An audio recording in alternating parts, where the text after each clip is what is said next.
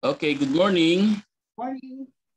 And today is our fifth module ng ating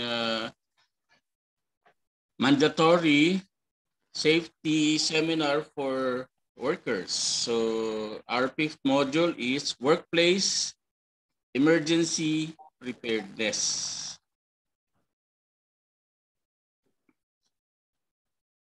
Ang objective natin for this session is that at the end of the session, pagkatapos ay dapat yung mga participants kaya nang i-explain ang elements of workplace emergency preparedness program at kaya na rin nilang i-discuss ang basic preparations for common emergencies.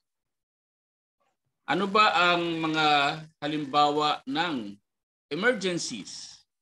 Yung isa ay tinatawag na natural emergencies. Ito yung mga pangyayari na ang dahilan ay forces of nature. Okay? Anong mga example? Baha, okay? Pagsabog ng bulkan, lindol, bagyo, tagtuyot, at maging ang tsunamis. Ito yung natural emergency na pwedeng mangyari kahit anong oras. Yung ibang emergencies dito ay meron pang warning na naibibigay sa atin. Halimbawa, yung storm, bagyo, no? Kaya nga kapag nanonood tayo ng mga TV news, ay inihahatid muna nila yung balita na yan ay paparating, yan ay signal number 1, number 2, number 3, yan ay naglandfall. Okay? So may mga warnings pa tayong kukuha dyan sa typhoon. Gayun din, siyempre, asahan natin kapag may typhoon, pwedeng magkaroon ng pagbaha. Diba? So, i-expect din natin yon. So, meron tayong panahon para makapaghanda. Yung ibang emergency tulad ng earthquake or lindol, walang warning yan. Di naman sasabihin niya bukas lilindol. Ba? Or mamaya lilindol or sa isang linggo lilindol. Wala namang ganong warning. Although yung iba na malapit dun sa area na pangyayarihan, parang may mga nakikita silang palatandaan. Halimbawa ay yung mga animals sa paligid biglang naglilikasan, no? In volume. So, yun, parang, no? Pero hindi iyon guarantee na palatandaan or warning na magkakaroon nga ng lindol. Ngayon, kapag ang emergency ay nangyari, yung panahon, no, or oras sa paghahanda, wala. And ang kaya nyo lang gawin is to cope. No? Halimbawa ay yung napanood niyo yung sa video nung sa Facebook na bigla na lang nagkaroon ng hindi naman siya basta baha di ba? Bumuhos, no? Yung napakaraming tubig kasama na rin yung lupa, putik, no? Tumama doon sa mga kabahayan. Pababa, biglaan yun at napakabilis. So wala ka ng panahon talaga para makapaghanda doon sa emergency na yon. Okay? Next. Meron din namang man-made emergencies gawa ng tao. No? Halimbawa, industrial fires, chemical leaks or spills, no? Chemical threats, bomb threats or explosions, pag-collapse ng structure, construction cave-ins, ito habang ginagawa pa lang biglang bumigay, no? Lalo na sa mga tunnels, okay? Or mga underground kung ano mga hinuhukay. And lastly, mga biological threats. Yan ay itinuturing na man-made emergencies. Bakit siya man-made emergencies? Dahil ito ay maaaring resulta ng human error, ng fatigue, kapaguran, no? Hindi na makapag-isip ng mabuti, hindi na makakita ng mabuti, no? Poor housekeeping, yan, dahil sa maraming kalat sa paligid. Poor maintenance of equipment, dahil hindi pinapalitan yung mga dapat palitan, ay nasira at nag-cause ng man-made emergency. Kakulangan sa training noong gumagawa. Ayan. Nag-diffuse ng bomba, no? Dahil sa kakulangan sa training, sumabog. Iba yung naputol na wire. Or in some cases, willful intent. Aba, talagang gustong gawin ito, di ba? Lalo na yung mga tinatawag natin ng mga terorista. Yan, talagang gagawin nila yung man-made emergencies na yan. Ito ang mga elements, no? Mga bahagi ng emergency preparedness program. Ito yung kailangan nating matutunan at i-explain in detail later on. Okay? Meron tayong una, review yung hazards. Evaluate natin ano-ano ang mga resources mayroon tayo. Magsagawa emergency plan procedures. Mag-conduct tayo ng trainings. At kapag natapos ang trainings, siyempre may drills and exercises para ma-example yung ginawang training. No? I-educate din natin ang publiko at yung ating emergency plan, yung ating emergency preparedness program, dapat i-integrate natin sa ating komunidad. Okay? So, review of the workplace hazards. Tingnan natin, ano ba ang mga existing hazards dyan sa loob ng ating workplace, sa ating opisina. Gaya ng nabanggit na natin sa mga previous training, ayan, isa-isahin natin, no? Anong mag-walk through tayo, no? Ocular inspection doon sa ating workplace. Ano ba yung mga hazard dyan? Yan bang pakalat-kalat na papel? Yan bang pakalat-kalat na bote ng pang-spray? No? Yan ba ay hazard?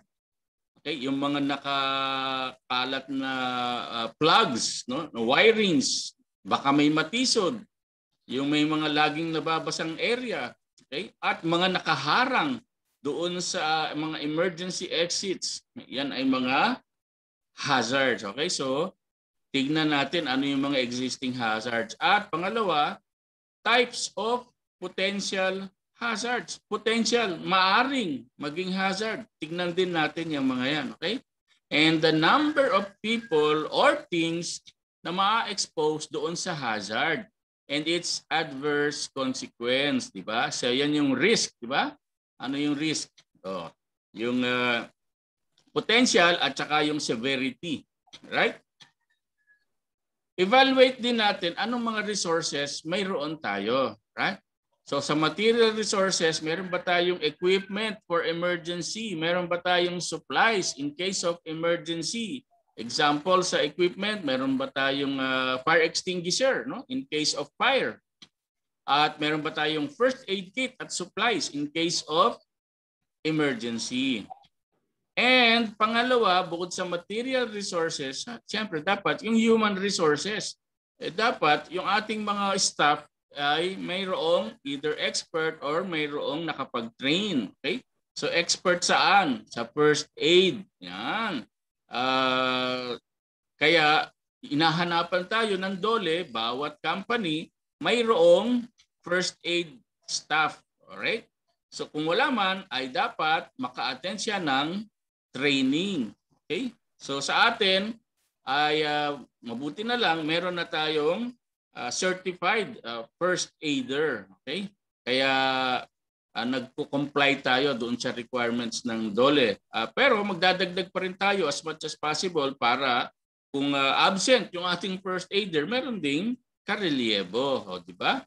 Kaya kung kailan emergency tapos wala yung ating staff sa labas, di ba? Walang magko-conduct ng first aid. So importante meron ding backup. Okay? Dapat mag-develop din ng emergency plan and procedures. Ano yun? Paano ang nilalaman yung emergency plan and procedures or emergency management handbook natin? Okay? Dapat documented lahat ng emergency procedures sa isang manual or booklet. Yan. Kaya pinagpe-prepare ko kayo nung ring binder tapos ipiprint out natin yung mga emergency procedures, yung ating mga policies, ilalagay natin doon sa nabanggit na manual or handbook. I-identify din natin sino-sino ang mga prospective members ng emergency brigade. Okay? So, meron na tayong Occupational Safety and Health Committee. Kasama na rin sila dito, no? Or bahagi sila, mga ito, yung ating magiging fire brigade at disaster control ay makakasama natin dun sa Safety and Health Committee.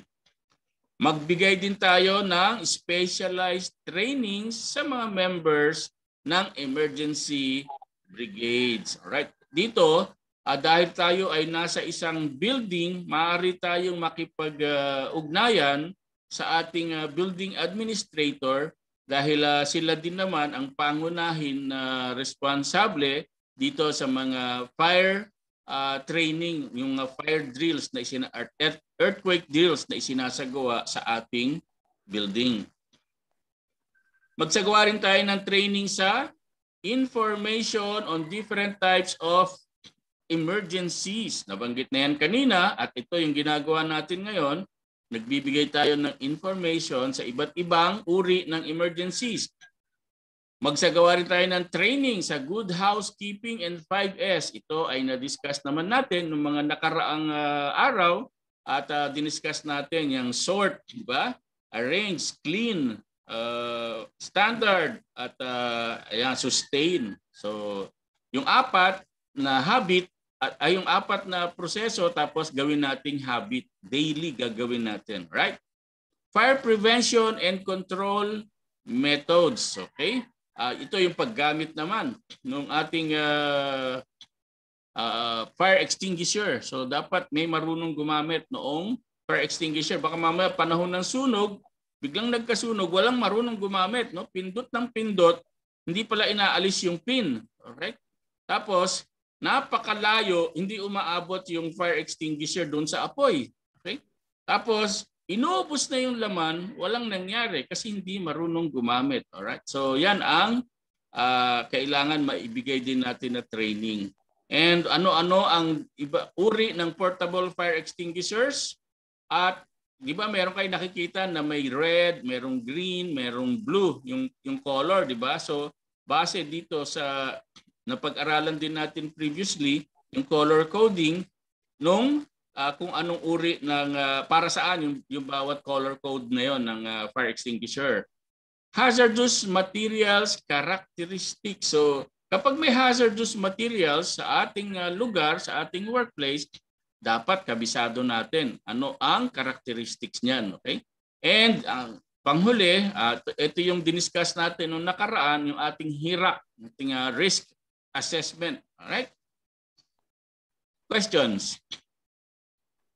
Okay pa? Next. Kailangan magsagawa rin ng drills and exercises saan?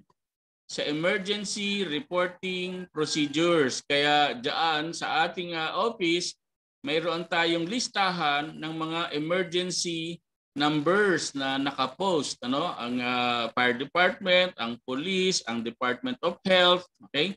Ang barangay at ang ating city, okay? Nandoon yung kanilang mga list of emergency numbers. So in case of emergency, alam natin kung kanino i-report at paano i-report yung di ba meron ding yung for national emergency, yung ating 911. Yan. Pangalawa, paano gumamit ng fire hose and nozzle use? Ito, bahala na siyempre ang fire department. Bagamat yung ibang building kasi, meron din silang tinatawag na fire hose. Yung napapansin nyo lagi yan sa mga gilid, bawat floor, break in case of fire, tapos nasa loob yung hose no, na nakapaikot. Okay? Yung iba kasi, kung hindi marunong gumamit, hindi hinawakan yung nozzle, yung pinakadulo, at ang hawak lang yung hose, baka mas maaksidente pa, di ba? Dahil sa sobrang lakas ng pressure ng tubig, kung napapanood nyo yung ibang mga TV show or movies or balita, gumagalaw yung dulo, di ba? Dahil sa lakas ng pressure. So, kaya dapat ang hawak natin yung pinaka-dulo, yung pinaka-nozzle. Meron namang handle yon, no? Para mas makontrol natin at maipoint natin doon mismo sa source ng apoy. Dapat din magkaroon ng drills and exercises on firefighting at saka portable fire extinguisher use. Yan. Ito yung sinabi natin kanina, baka hindi tinatanggal yung pin, pindot ng pindot. So tapos ay so dapat tanggalin yung pin, press, squeeze, alright, tapos ay isway doon sa direction ng fire. Okay? At syempre, wag mo nang ubusin. Kung tingin mo nag-fire out, wag mo nang ubusin ha, para in case nagkaroon ulit ng biglang pag-apoy dahil sa ilalim pala may nag-aapoy pa, natabunan lang, di natin nakikita, meron pa tayong extra. Right? At nabanggit natin nung nakaraan, ang fire extinguisher, tumatagal lang yan ng 10 to 20 seconds na tuloy-tuloy na pagpindot ng kanyang yung handle, right? So wag nating uubusin agad within those 20 seconds, all right? Next is dapat may training and exercises on proper first aid response, okay? So ito ay tinitrain naman dito yung ating mga first aiders, at panghuli magkaroon ng evacuation drills in case of emergency, no? At yan ay fire or earthquake, di ba? So saan tayo dadaan? Siyempre, doon sa emergency exit, hindi sa elevator, di ba? Doon tayo sa stairs. Kailangan ma-educate din ang publiko, no? So to make our neighboring companies, mga kapitbahay natin diyan, no? Malaman yung facilities, yung effort ng facility para masiguro ang kaligtasan. Okay? So dapat lahat alam kung saan yung evacuation area bukod sa emergency exit, kasi paglabas, nandun na sa labas, ano na ang gagawin? To protect the public during emergency. So meron tayong mga leaders, mapapansin nyo naman yon, may dala silang megaphone, no? Na nagbibigay ng instruction ano ang susunod na mga gagawin. Kaya dapat naka-integrate sa community plan yung ating emergency preparedness, yung ating mga emergency planning. Ang mga community officials sa atin normally ay ang barangay officials, dapat naka-involve din sa ating emergency planning process, at ang ating namang company ay naka-involve sa local planning. So kumbaga sama-sama, kung merong area ng evacuation, doon tayo lahat. Hindi kanya-kanya. So magiging magulo pag kanya-kanya eh. Okay? Paano ba ang paghahanda para sa mga common emergencies? Una, siyempre mag-develop tayo ng emergency plan. Gaya ng na-discuss natin kanina, hangga't maaari, meron din tayong handbook. No? So una, identify all exits, stairways, and existing floor plans ng work area. So lahat naman ito, alam natin yung emergency exits, may mga sign yan, ang stairway sa harap lang ng elevator natin, at yung floor plan nandun din, no? Sa harap ng elevator. Okay? Para alam natin saan ang mga, lalo na sa mga bago, sa mga bisita, malalaman nila saan ang emergency exits in case of emergency. Also, dapat ma-identify yung location ng lahat ng ating fire extinguisher. So dapat visible, nakikita ha. Baka tagong-tago na yan at natabunan. Paki-check ninyo yung ating mga fire extinguishers. Bawat room as much as possible ay mayroong extinguishers. Lalong-lalo na yung lugar na very prone na magkaroon ng sunog. No? Meron tayong full stations. Ito yung binabanggit sa inyo kanina na nasa gilid madalas at may nakasulat na in case of emergency, break glass, di ba? Tapos hihilahin yung yung pinaka-hose, no? And any other fire adjunct alarms and fire suppression equipment. Nasaan ba? Meron ba tayo diyang fire or smoke sensor, no? Para initially magbigay ng alarm sa atin na merong usok. Kapag may usok, may sunog. Okay? So may inform agad tayo. Meron naman tayong mga diyan, smoke detector. Kailangan din ma-check natin from time to time kung gumagana. Baka dapat nang palitan yung battery, no? So i-check din natin yan. Okay? Be sure that all emergency phone numbers are clearly listed and are readily available next to telephone. Ayun. So dapat pala malapit ito sa telephone area. Normally nilalagay natin ito doon sa malapit sa reception. Okay? Meron tayo listahan at pinaprint ko na rin sa inyo yan, yung listahan ng mga emergency phone numbers. Kung tingin nyo ay kulang, i-edit natin at saka i-print din natin. So mayroong police, fire, barangay, city, and DOH at saka siyempre yung 911 na emergency number. Alright? Report all potentially hazardous conditions to your supervisor immediately. Okay? Kung may makita kayo, may mapansin kayo, no? Na mga potentially, no? Kahit hindi pa hazardous yan, pero mayroong potential, no? May posibilidad na magdulot ng hazard ay ayan, i-report agad natin sa ating supervisor immediately. Especially focus on conditions or materials na in the event of an emergency, maaaring makaharang sa evacuation routes, no? Or in some manner, makadagdag pa, no? Doon sa or makapagdulot pa lalo ng emergency, magkapag-cause pa, no, ng emergency. At panghuli, hindi pa pala ito panghuli, no? Do not block or wedge. Alam niyo yung wedge? Di ba yan yung parang triangle, no? Or pahaba na triangle, yun yung wedge, no? Patulis yung dulo, inilalagay, no, sa stairwell doors, inihaharang, no?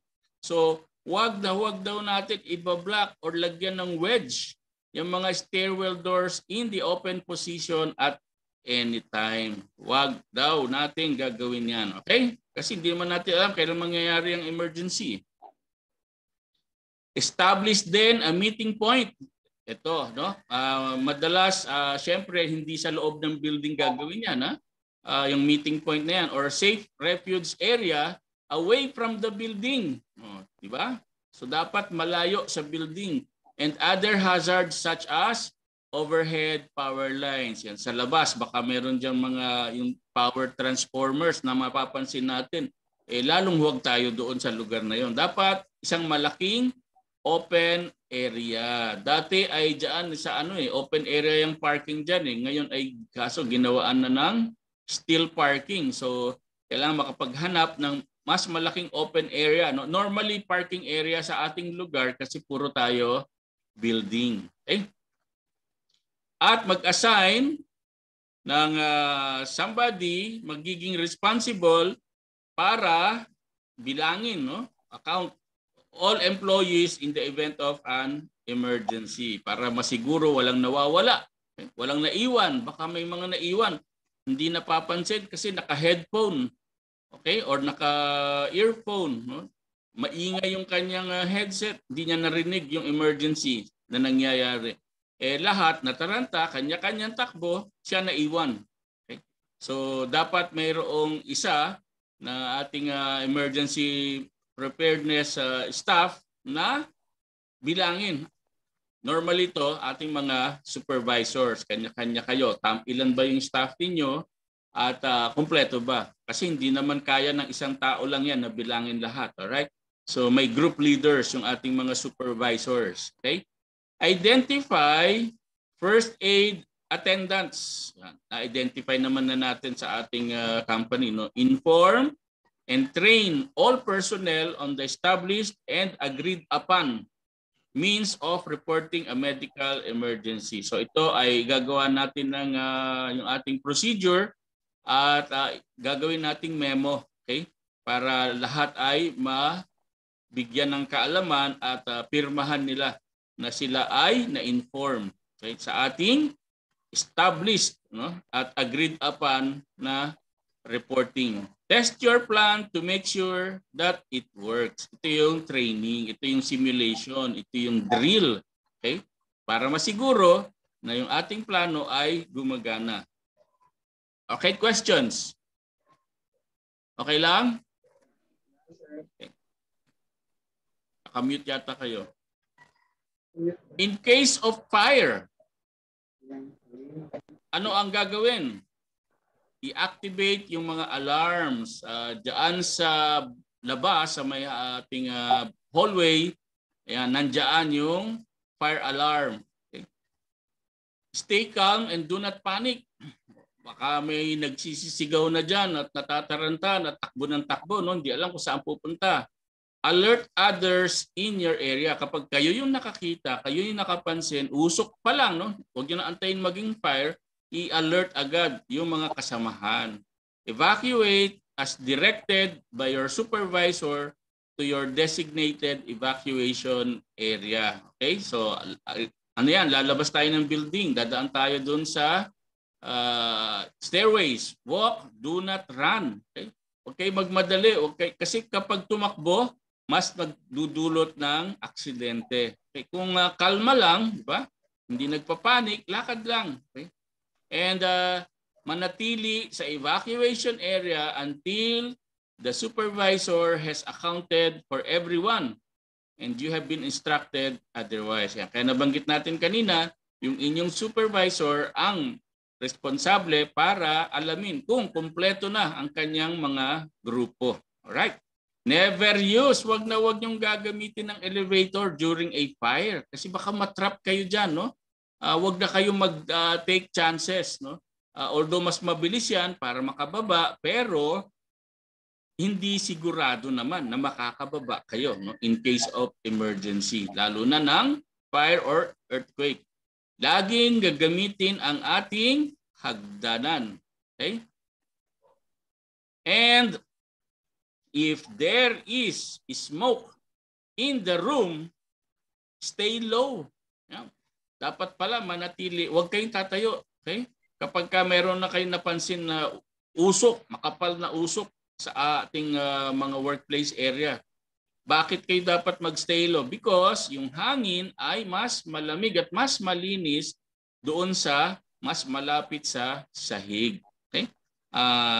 Cold air sa baba, hot air paakyat. Okay? At maghawak din kayo, no, ng basang damit or cloth over your mouth and nose. Halimbawa ay yung inyong panyo, okay, or bimpo. Ayan. Basain ninyo. Meron naman tayo dyan na laboratory, okay? Meron namang tubig dyan. So siguraduhin nyo na basa. Okay? Kung wala man, siguro yung damit nyo na mismo, no? Yun na yung basain ninyo. And basagin nyo lang ang bintana bilang last resort. Huling, huling paraan na isasagawa natin. Yung pagbasag ng mga salamin. In case of fire pa rin, huwag nyo agad hawakan yung handle ng mga pinto. Kung ang pintuan ay pakiramdaman ninyo mainit, huwag nyo bubuksan. Okay? Gumamit kayo ng alternate door kung available ang isa at mas safe gamitin. Kaya sa atin, kung sakali man hindi kayo makalabas diyan sa hallway, napakalapit din ng emergency exit. Kaya dapat talaga walang nakaharang doon sa emergency exit natin. Okay? If an alternate door is not available, tumawag na agad kayo, no? Contact someone if possible and give them your exact location. Ito ay madalas doon sa mga lugar na yung isolated yung room, okay? Mahirap ma-locate.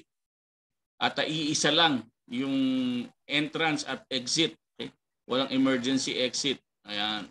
So, importante din lagi kayong may dalang cellphone o kaya ay yung ating mga local extensions diyan, no, sa loob ng room. And next ay close all doors as you leave. Okay? Pero do not lock them. Yan. Ibig sabihin, dahil hindi nakalock, bring all your valuables. Bakit hindi dapat i-lock? Kasi baka yung ating room ang source ng fire. So kung dadating man yung mga firemen, may access sila doon sa ating location. Okay? If trained to use a fire extinguisher at ang fire is in the incipient stage, mababa, mahina pa, kaya nagsisimula pa lang, you may attempt to extinguish the fire. Kasi kaya pa yan ng mga fire extinguishers natin. Tandaan, ang inyong kaligtasan, sariling kaligtasan, ang dapat na pangunahin ninyong concern. Okay? So, don't be a hero. Kumbaga, lalo na kung napakalakas na niyang apoy. Okay? Huwag niyo nang i-attempt. Iligtas niyo na ang sarili ninyo. Never attempt to put out a fire alone. Dapat lagi ka rin may kasama. So, in case may untoward incident, di ba? Bigla kang hinimatay, meron ding tutulong pa sa iyo. Kung nagsosolo ka lang, na-suffocate ka na sa dami ng usok, pinipilit mo pa rin kasing i-attempt, no? Na patayin yung apoy, nagpapaka-hero ka, ikaw paralo yung napahamak niya. Marami tayong napapanood sa news na ganyan, ha? Dahil sa pagsisikap na mailigtas yung iba, ay siya ang namatay. So, your own safety is your primary concern. With regards to earthquake naman, no? Bago pa lumindol, ayan, pansinin na natin ha, itong mga mabibigat na objects sa ating workplace, dapat malapit sa ground or sa floor. Huwag sa ibabaw, huwag sa taas. No? Kung bumagsak dahil sa lindol, di ba, tayo pa ang nabagsakan. And then, secure tall objects, yung mga matataas, ano yan, yung mga bookcases. No? Dapat naka-secure yan. Ibig sabihin, naka-stable ang position. Paano gagawin yun? I-screw natin. Lalagyan natin ng, yung iba, ang tinatawag doon, yung L-type, no? Na bakal. Okay? Para naka-screw doon sa bookcase, naka-screw din siya sa wall. Para in case gumalaw-galaw man, ang ating building ay hindi siya tutumba. Alright? Sa atin, yung ating mga lalagyan ng stocks. Okay? Ayan, yung mga book, yung mga shelf na ginagamit natin, baka hindi yan stable. Pansinin ninyo, ha? Baka konting uga lang ay bumagsak. So isi-secure natin ang position niya, ang pagkakapwesto niya. Okay? Alamin din saan yung ating mga exits, evacuation route at meeting places. So pareho din sa fire halos, no? So kasi in case of earthquake, bababa pa rin talaga tayo. And lalabas tayo and magkikita tayo sa isang open area. Karaniwan ang napapansin ko sa ating mga drill diyan sa labas, no? Sa kalsada. Nagtitipon-tipon yung mga nakasama natin dyan sa building natin. Keep emergency items tulad ng flashlight, first aid kit, at mga spare clothes sa ating sasakyan or sa ating opisina.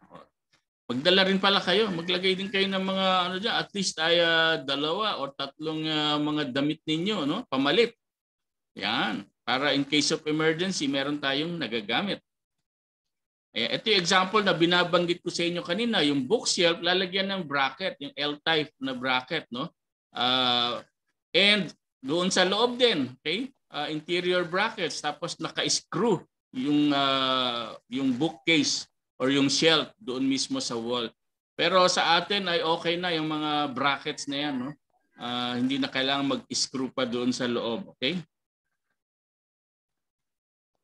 Siya nga pala, doon sa bahay ninyo, no? Ganon din ang gawin ninyo. Baka meron din kayong mga ganito, bookshelf, cabinet, di ba? Yung lagayan natin ng damit na matataas.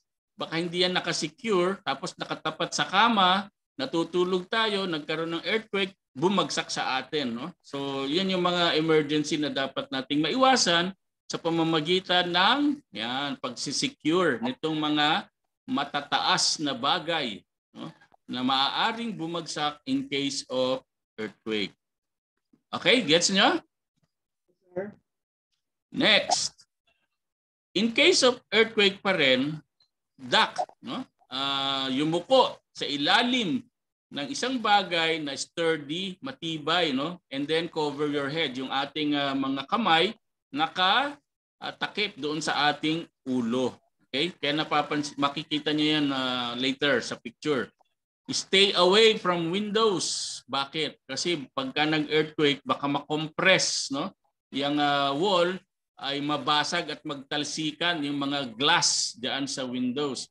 Stay away from objects also which may fall on you. Yan.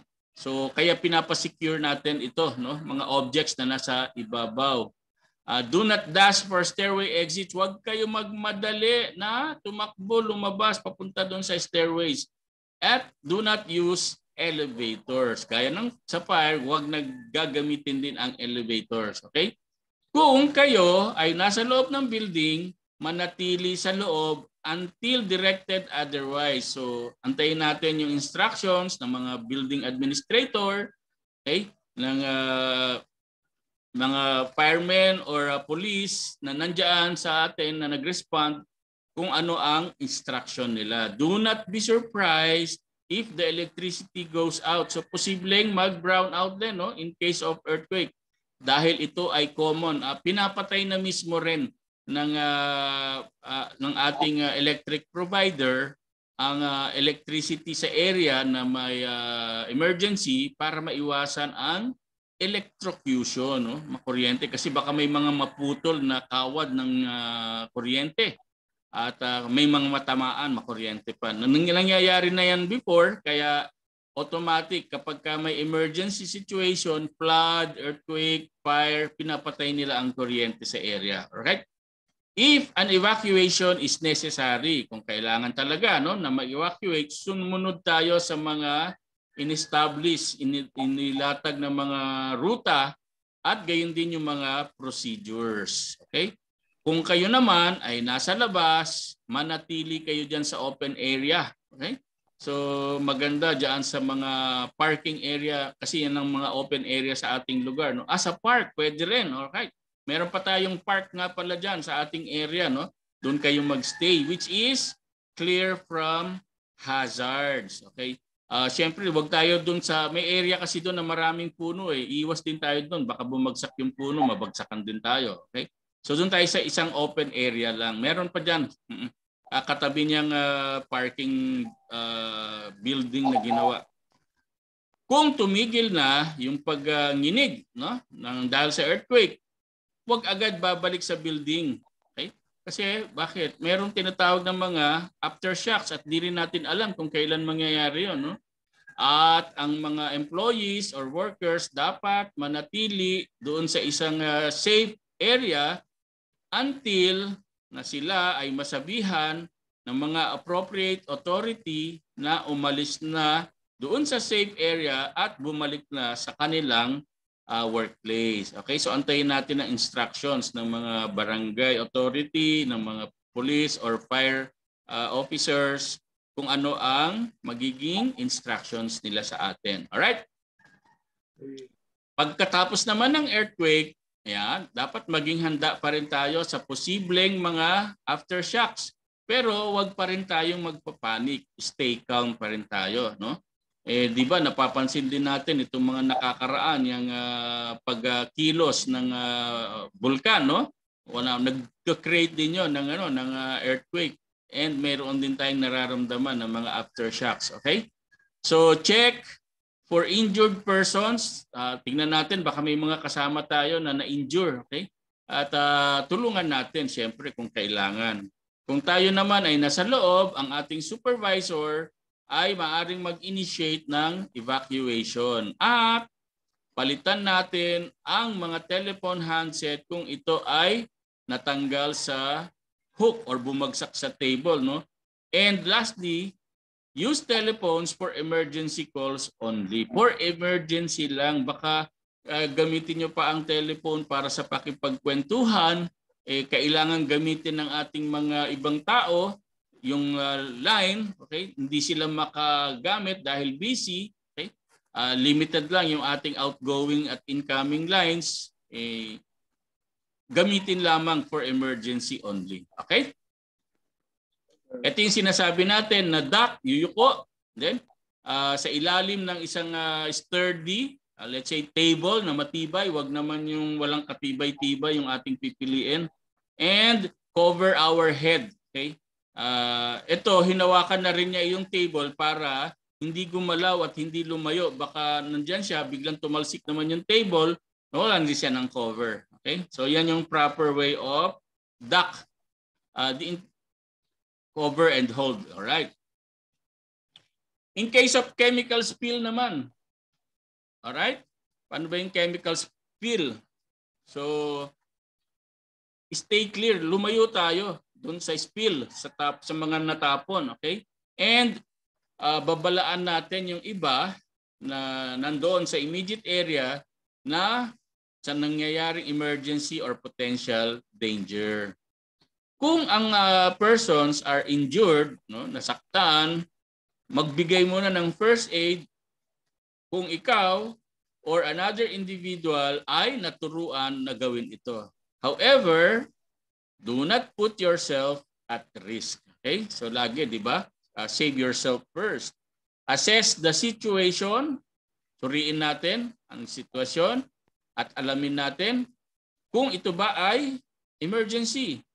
Kung ito nga ay emergency, then activate appropriate alarms.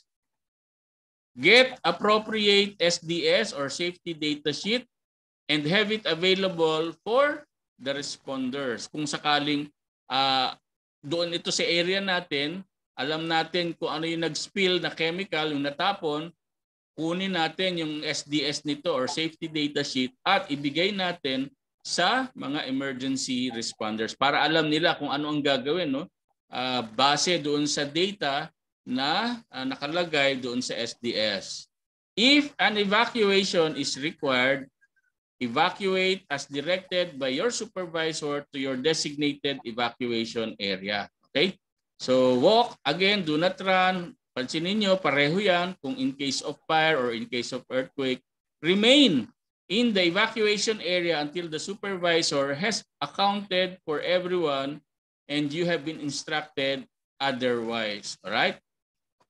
Huwag kayong mapasok ulit ng building until the emergency response team leader ay sinabi na safe na, no? And yung mga supervisory personnel ay binigyan na ng permiso para makabalik doon sa loob ng opisina, tanggapan, or facility. Alright?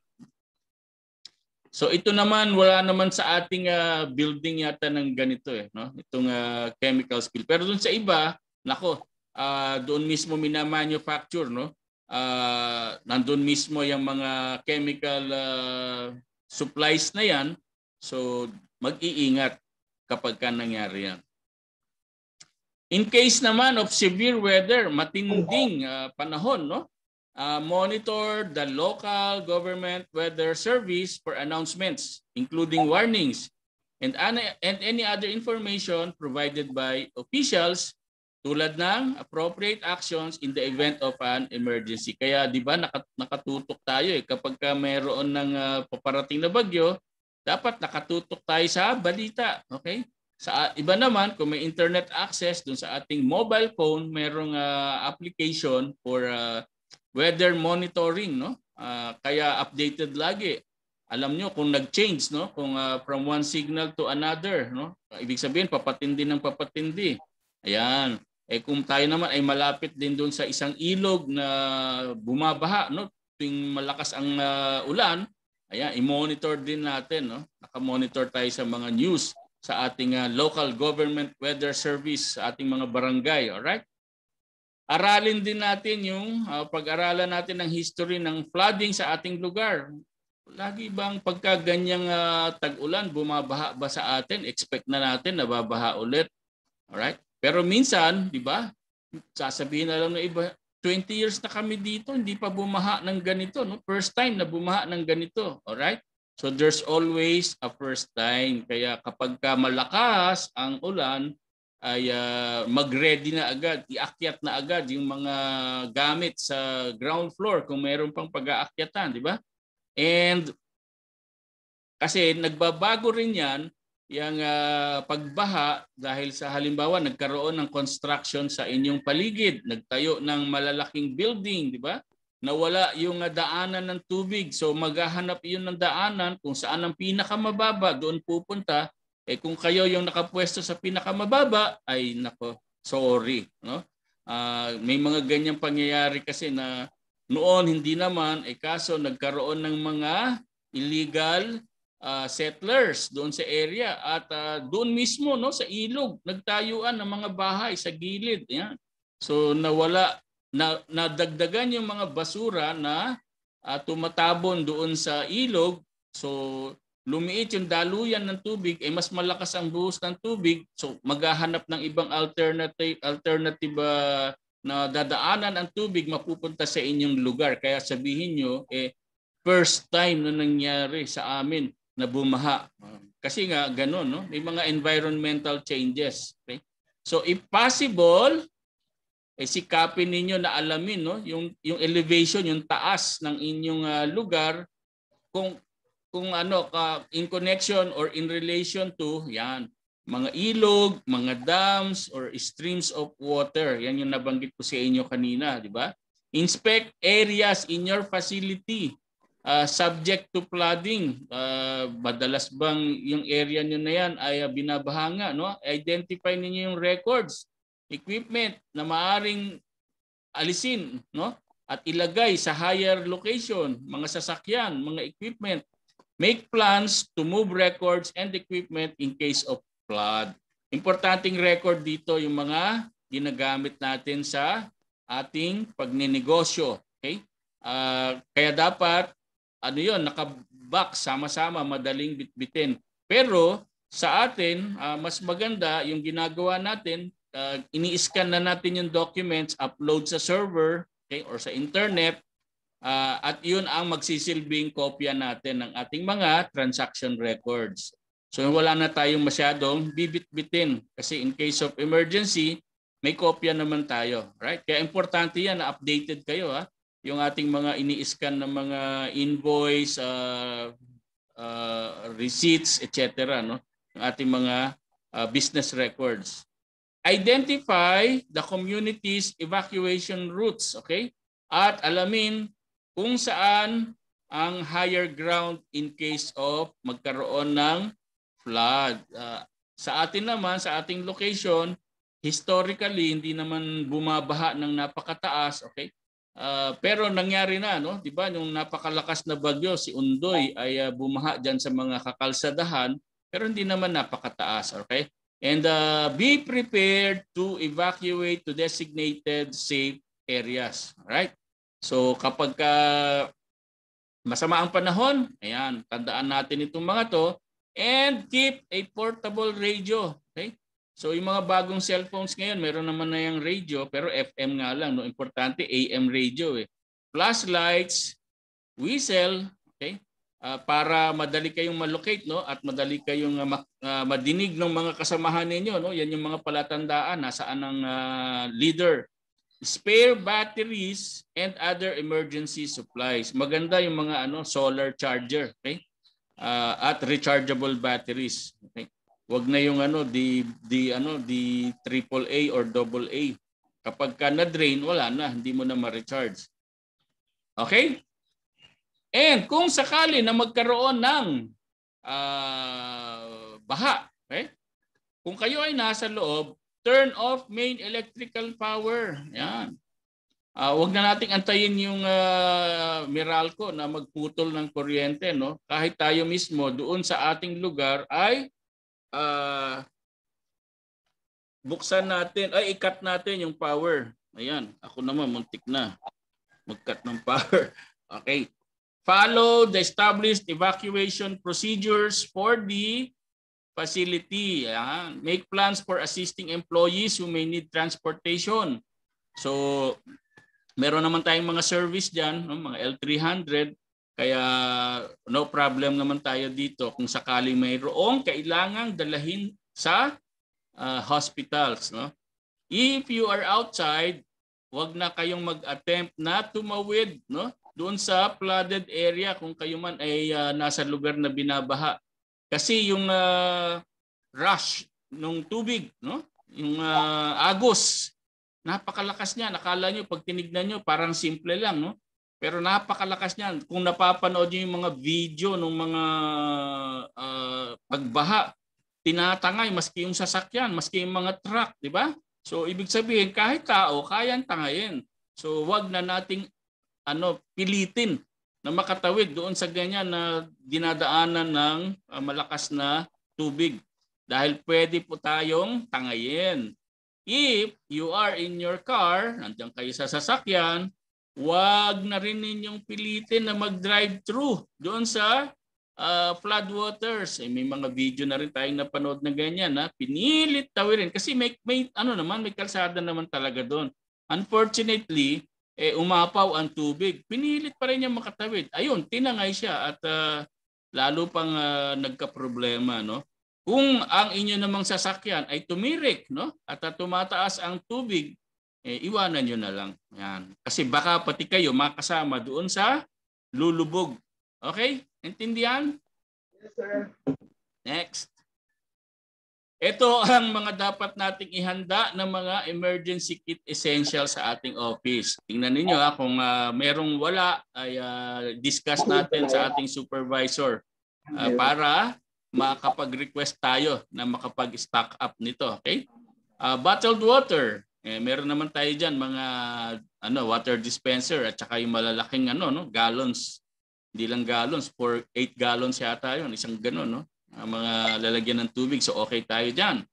Canned food, waterproof packages of food, rations, and energy bars na maaaring tumagal hanggang 3 araw bawat tao. Ito ang wala tayong spare na mga pagkain, no, in case of emergency.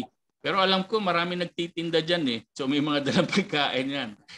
Manual can opener. Kasi kung meron man tayo mga dilata dyan, hindi naman natin mabuksan. Diba? So, hindi rin makain. Bottle opener. Yan. First aid kit. Meron tayo yan. Sanitary napkins. Yun. Alam nyo na kung para saan yan. Portable bags tulad ng backpack. Wall bags. At kung saan ito ilalagay. So doon sa ating designated na first aid room, lactation room, pwedeng doon natin ilagay itong ating mga emergency kit essentials. Ito, importante, may pito. Okay? Nakasabit lang dyan para madaling makita. Emergency blankets, kailangan din pala natin. Okay? Para in case na may mabasa, di ba? Kasi sa severe weather, meron tayong emergency blankets. Garbage bags. Ito, marami naman tayo. Pwedeng gamitin ito as ponchos, ground cover, or blankets din. Di ba?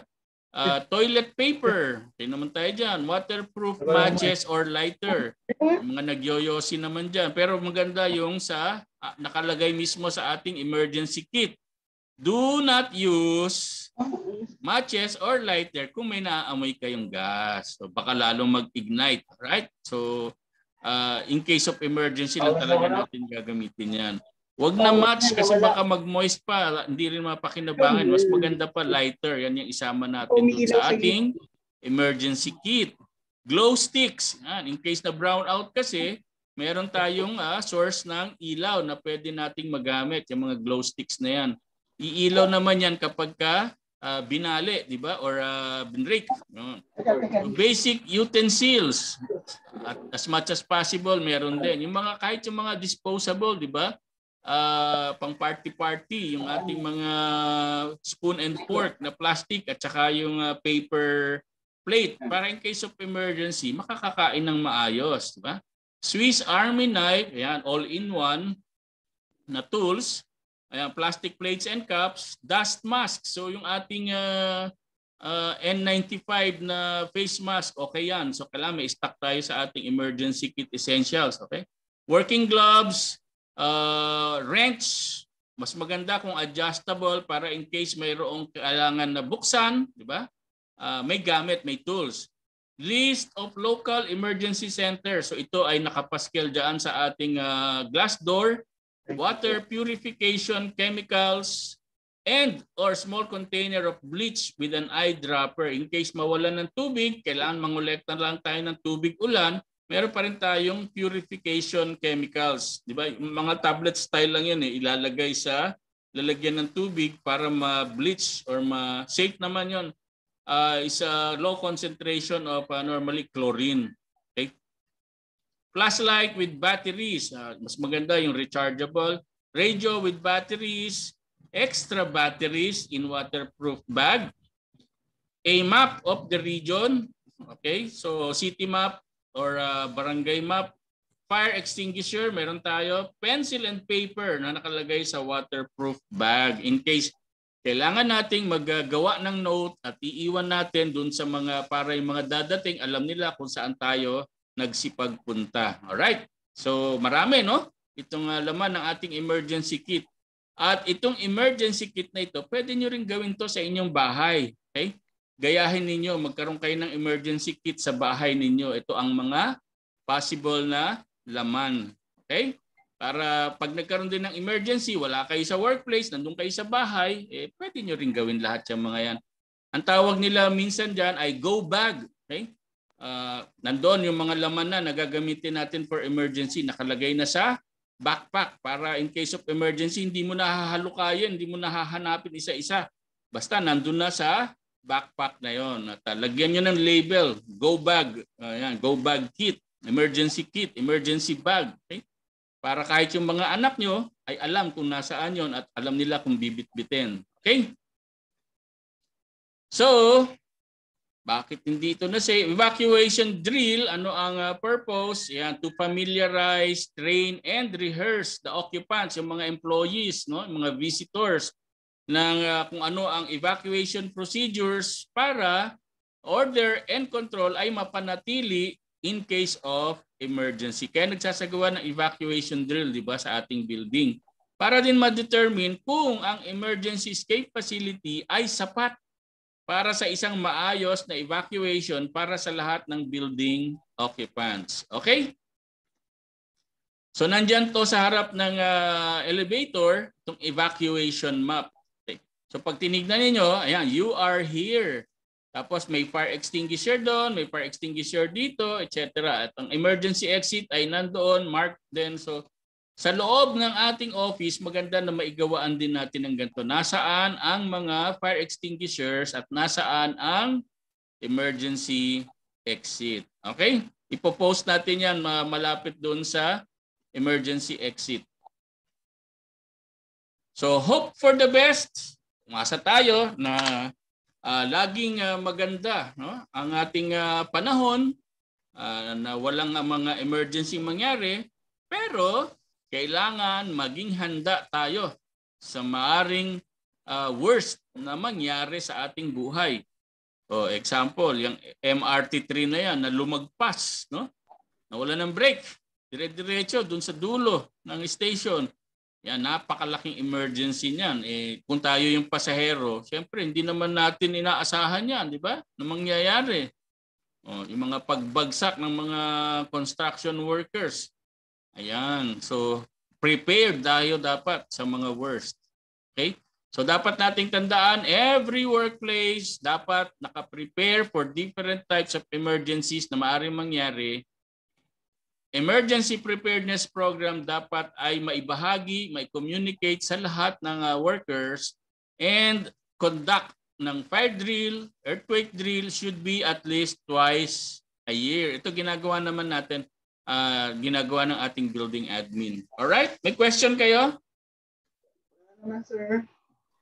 Okay. Tapos na tayo. So lahat tayo pwedeng maging occupational safety and health champion. So natuturuan tayo, i-share natin din ito sa iba, mga kaalaman na yan, at i-require naman natin lahat ng employees na umattend ng training na ito para lahat aware, no?